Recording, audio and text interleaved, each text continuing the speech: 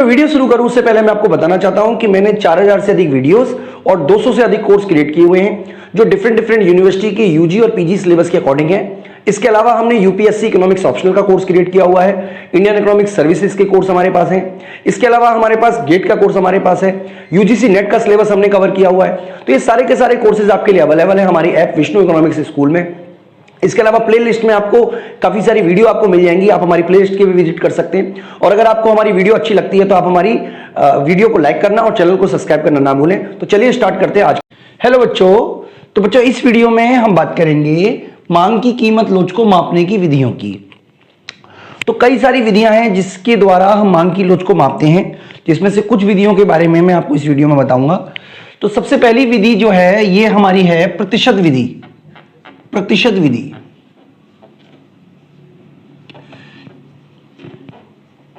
यानी कि मांग की लोच को मापने की प्रतिशत विधि को हम अनुपातिक विधि भी बोलते हैं। अनुपातिक विधि भी बोलते हैं।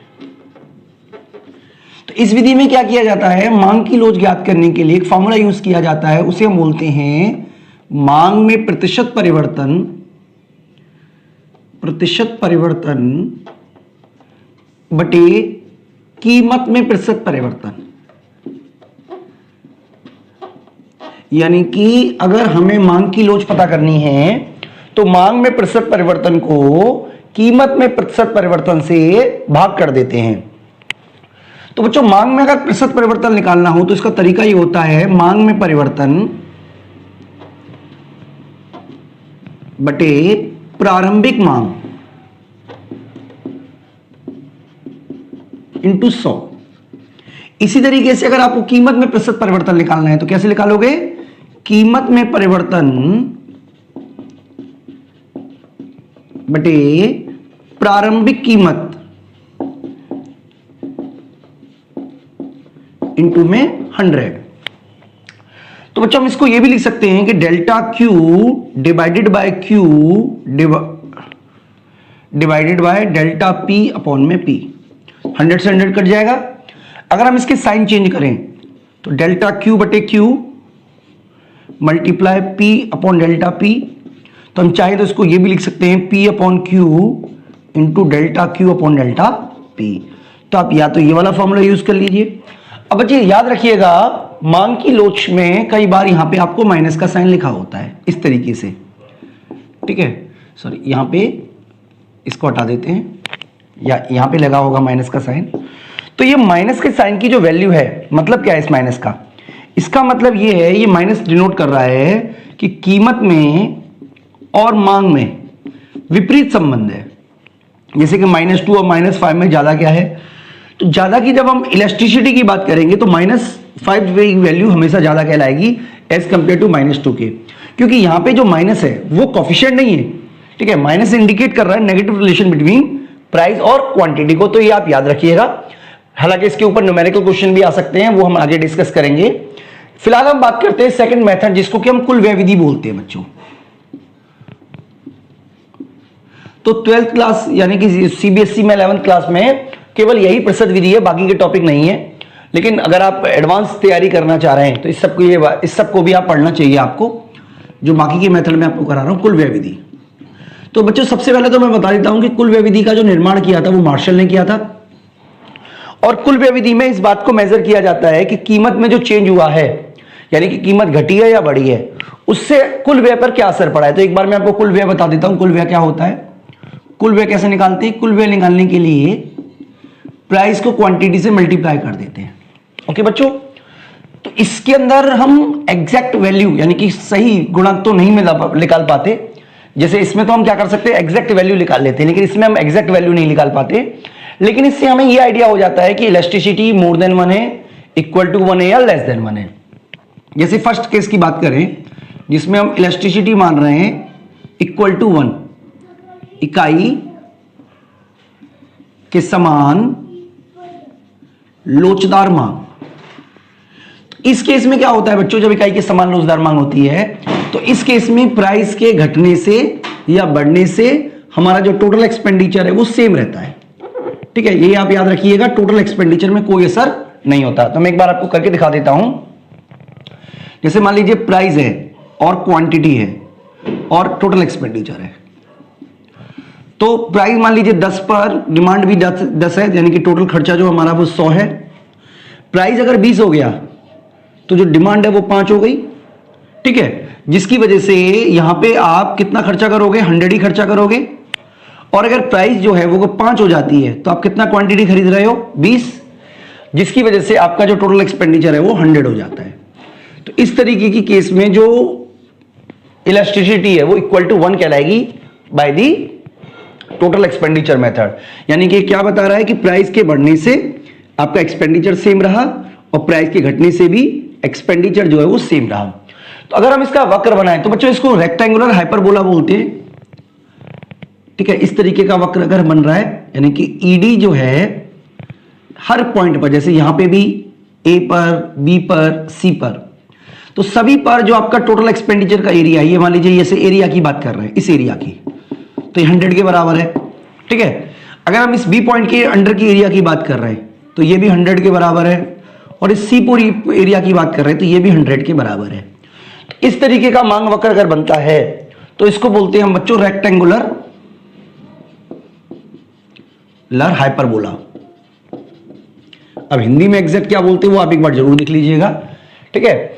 दूसरा जो है केस वो है हमारा इकाई से अधिक लोचदार मांग। तो इकाई से अधिक लोचदार मांग कब कहलाएगी बच्चों, जब प्राइस के बढ़ने से जो आपका टोटल एक्सपेंडिचर है वो घट जाए और प्राइस के घटने से टोटल एक्सपेंडिचर बढ़ जाए।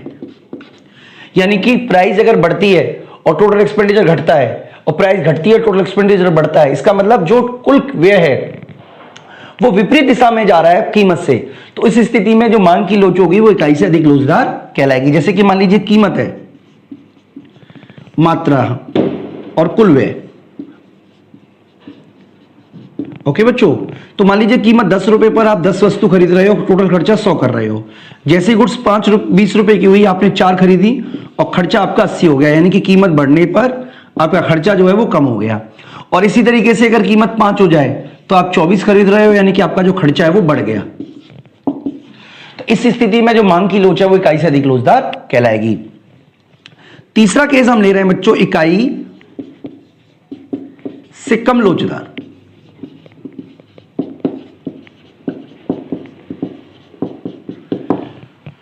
तो इस केस में क्या होता है बच्चों, कीमत जब बढ़ती है तो कीमत बढ़ने से जो हमारा कुल व्यय है वो कांस्टेंट रहता है।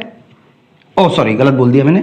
कीमत बढ़ने से जो हमारा कुल व्यय है वो बढ़ जाता है और कीमत घटने से कुल व्यय जो है वो घट जाता है। यानी कि अगर प्राइस बढ़ेगा तो कुल व्यय बढ़ेगा, प्राइस घटेगा तो कुल व्यय घट जाएगा। तो इस केस में देखिए क्या होता है, प्राइस मान लीजिए आप उसी तरीके से ले लेते हैं। मान लीजिए प्राइस जो है वो 10 रुपए पर आप 10 खरीद रहे हो, 100 रुपए खर्च कर रहे हो। अगर आपकी जो कीमत है वो 20 रुपए हो जाए तो आप 6 खरीदोगे, यानी कि आपका खर्चा बढ़ गया, कीमत बढ़ने से आपका खर्चा बढ़ गया। और अगर कीमत 5 हो जाए तो आप इसकी जो संख्या है वो केवल आप क्या कर रहे हो, 18 कर दोगे, ठीक है। तो यानी कि आपकी जो डिमांड है वो क्या हुई, ये आपका जो कुल खर्चा है वो घट गया कीमत घटने से। तो इस स्थिति में मांग की जो लोच है वो इकाई से कम लोचदार कहलाएगी। तो आप याद रखिएगा कि अगर कीमत बढ़ने से कुल व्यय सेम रहता है, कीमत चेंज होने से कुल व्यय सेम रहता है, तो इकाई के समान लोचदार। जिस दिशा में कीमत में परिवर्तन होता है उसी दिशा में कुल व्यय में परिवर्तन होता है, सेम डायरेक्शन में, तो इकाई से अधिक लोचदार। और जिस डायरेक्शन में कीमत में परिवर्तन होता है, मांग में उससे अपोजिट डायरेक्शन में परिवर्तन होता है, तो इकाई से कम लोचदार। तो बच्चों में इसका एक डायग्राम भी आप बच्चों के लिए बना सकते हैं। मैं आपको एक डायग्राम भी बना के दिखा देता हूं, थोड़ा यहां से रिमूव कर लेते हैं जगह, ठीक है। तो डायग्राम कैसे बनेगा बच्चों वो भी आप एक बार देख लीजिएगा ध्यान से। देखिए यहां पर हम लिख लेते हैं प्राइस और यहां पे लिख लेते हैं कुल व्यय। तो माना कीमत जो है वो P0 थी तो आपने इतना खर्चा किया, ओके बच्चों। तो जैसे कीमत बढ़ी P1 हुई, आपका खर्चा बढ़ गया, यानी कि प्राइस बढ़ने से खर्चा भी बढ़ गया। तो इस स्थिति में ईडी जो होगी वो कहलाएगी लेस देन 1। अब प्राइस मान लीजिए फर्दर बढ़ जाता है लेकिन खर्चा आपका कांस्टेंट रहता है, यानी कि प्राइस ऊपर जाने से आपका खर्चा चेंज नहीं हुआ, तो ईडी कहलाएगी less than 1, sorry equal to 1। और अगर कीमत ऊंची होने से आपका खर्चा कम हो जाता है, तो इस स्थिति में आपका जो टोटल एक्सपेंडिचर का कर्व है वो इस तरीके से बनेगा, जो क्या बता रहा है, कीमत बढ़ने पर कुल रुपया बढ़ गया इसलिए ईडी लेस देन 1 है, कीमत बढ़ने पर टोटल एक्सपेंडिचर सेम रहा इसलिए इक्वल टू 1 है, कीमत बढ़ने पर टोटल एक्सपेंडिचर घट गया इसलिए ईडी मोर देन 1 है। ठीक है बच्चों, तो इस तरीके से हमारी कुल व्यय विधि कंप्लीट होती है। अगली विधि जो हम डिस्कस कर रहे हैं वो है हमारी आर्क मेथड, चाप विधि। तो जो तीसरी विधि के बारे में हम बात कर रहे हैं वो है चाप विधि, आर्क मेथड बोलते हैं इसको हिंदी में।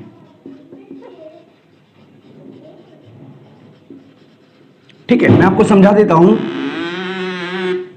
देखिए, ये मान लीजिए एक मांग वक्र है, चाहे तो आप इसको कैसे भी ले सकते हैं, इस तरीके का मांग वक्र ले लिया है जिसमें 2 पॉइंट है ए और बी।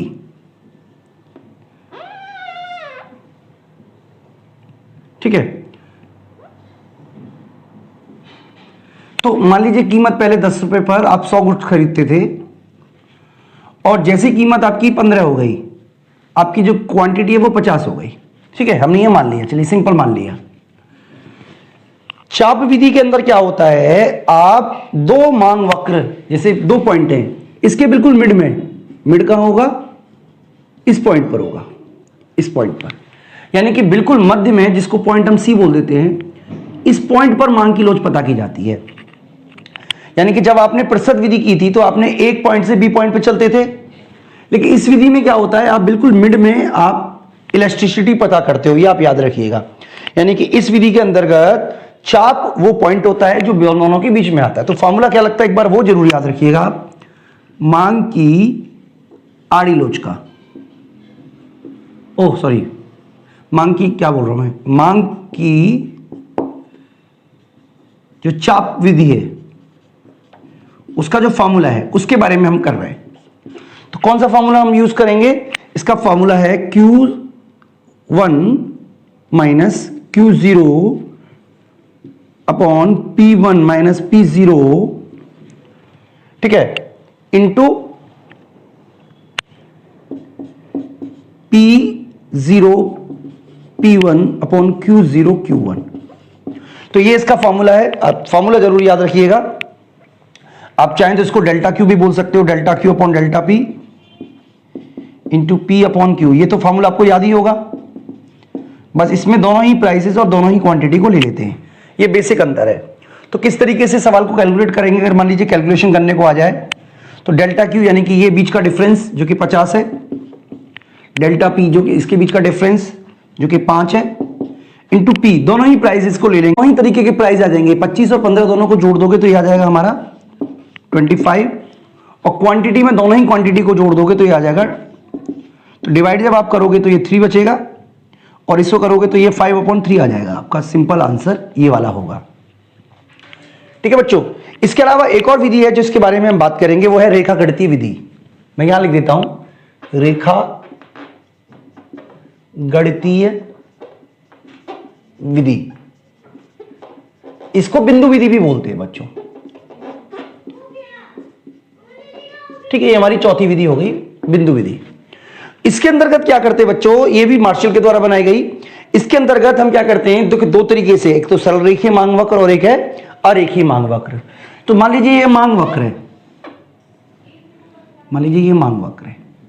अब इस पॉइंट पे हमें मांग की लोच पता करनी है, तो हम क्या करते हैं, एक सीधी रेखा खींचते हैं जो इस पॉइंट्स को इंटरसेक्ट करते हुए नीचे की तरफ जाती है। जैसे मान लीजिए ए बी पॉइंट दे दिया, तो अगर ये बिल्कुल मिड में कट कर रही है तो हमारा फॉर्मूला जो बनता है वो है मांग वक्र का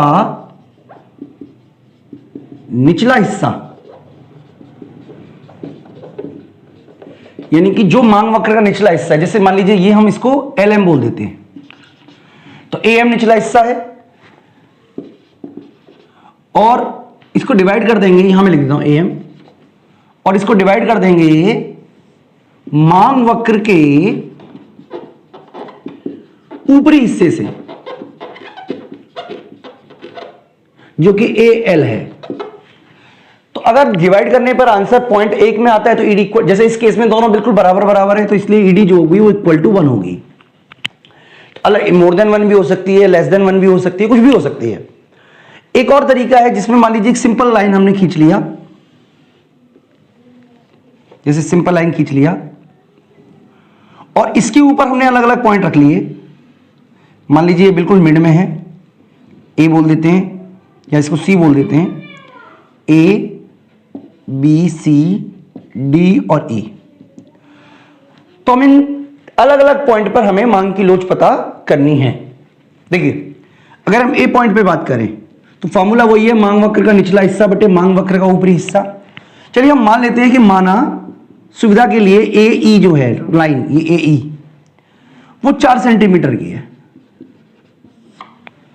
तो इसका मतलब यह हुआ कि अगर हम सी बिंदु पे निकालेंगे तो ईडी कैसे निकालोगे, निचला हिस्सा कितना है सीई अपॉन सी ए।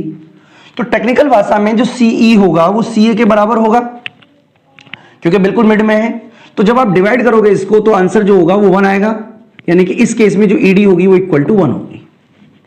अगर हम बी पॉइंट पे बात करें, यानी कि बी बिंदु पर अगर हम मांग की लोच निकालना चाहें तो निचला हिस्सा क्या है, निचला हिस्सा देखिए पूरा का पूरा निचला हिस्सा है आपका बी से लेके ई तक, यानी कि बी ई लिख देता हूं मैं यहां पे, और ऊपरी हिस्सा ए बी है। क्योंकि निचला हिस्सा बड़ा है, आप खुद देख पा रहे होंगे ए ई जो है वो बड़ा है as compared to A B के। तो इस केस में क्योंकि बी ई जो है it is greater than A B, तो इस केस में जो ईडी होगी it will be more than 1। ये क्लियर कर लीजिए आप बात को। इसी तरीके से अगर हम डी पॉइंट पे पता करें तो डी पॉइंट पे निचला हिस्सा डी बी है, सॉरी डी ई है, और ऊपरी हिस्सा डी ए है। तो इस केस में अगर आप देखोगे तो डी ई जो है वो छोटा हिस्सा है, यानी कि डी ई जो है छोटा है डी ए से, तो जो ईडी होगी वो भी लेस देन होगी 1 से। अगर ए पॉइंट पे बात करें तो निचला हिस्सा तो पूरा का पूरा ही है, ऊपरी हिस्सा कुछ है नहीं, तो निचला हिस्सा यानी कि अगर हम 4 को 0 से डिवाइड करें तो इन्फिनिटी आएगा। इसी तरीके से यहां पर ईडी जो है वो इन्फिनिटी की वैल्यू हो जाएगी, यानी कि यहां पर हमने बताया ईडी जो होगा वो इक्वल टू 1 होगा, यहां पे ई मोर देन 1 होगा और यहां पे ई लेस देन 1 होगा। और इस पॉइंट पर ईडी जो होगा वो 0 होगा क्योंकि सारा का सारा निचला हिस्सा है 0 है और ऊपरी हिस्सा है ए ई, यानी कि 4 से डिवाइड करेंगे तो आंसर 0 आएगा। तो इस तरीके से बच्चों हमने 4 विधियों को समझा। इसके अलावा एक और विधि होती है जिसको हम आर्क मेथड, जिसको हम बोलते हैं रेवेन्यू विधि। तो रेवेन्यू विधि के बारे में भी हम एक बार पढ़ लेते हैं, रेवेन्यू विधि क्या होती है। तो इसके अंदर क्या होता है मैं यहां पे बता देता हूं, जगह थोड़ी कम है, ठीक है, यहां पे बता देता हूं बच्चों में इस जगह पे। इसके बारे में हम एक अलग से वीडियो बना रहे हैं बच्चों आपके लिए आगम विधि का, जिसमें हम आपको फॉर्मूले को डेरिवेट करना सिखाएंगे। इस केस में अगर जब हमारा इलास्टिसिटी ऑफ डिमांड निकालनी होती है तो हमारे पास एवरेज रेवेन्यू की वैल्यू होनी चाहिए और साथ ही साथ मार्जिनल रेवेन्यू की भी वैल्यू होनी चाहिए। तो अगर हमारे पास एवरेज रेवेन्यू और मार्जिनल रेवेन्यू की वैल्यू गिवन है तो इस वाले फॉर्मूले का यूज करके हम रेवेन्यू मेथड से, आगम मेथड से इलास्टिसिटी पता कर सकते हैं, यानी कि प्राइस होना चाहिए, साथ ही साथ हमारे पास मार्जिनल रेवेन्यू भी होना चाहिए। तो इसके ऊपर न्यूमेरिकल भी आते हैं बच्चों, काफी इंपॉर्टेंट टॉपिक है अगर आप किसी कंपटीशन की तैयारी कर रहे हैं तो। इसके बारे में मैं आपको डिटेल में कराऊंगा अगली वीडियो में। इस वीडियो में बच्चों इतना ही, थैंक यू।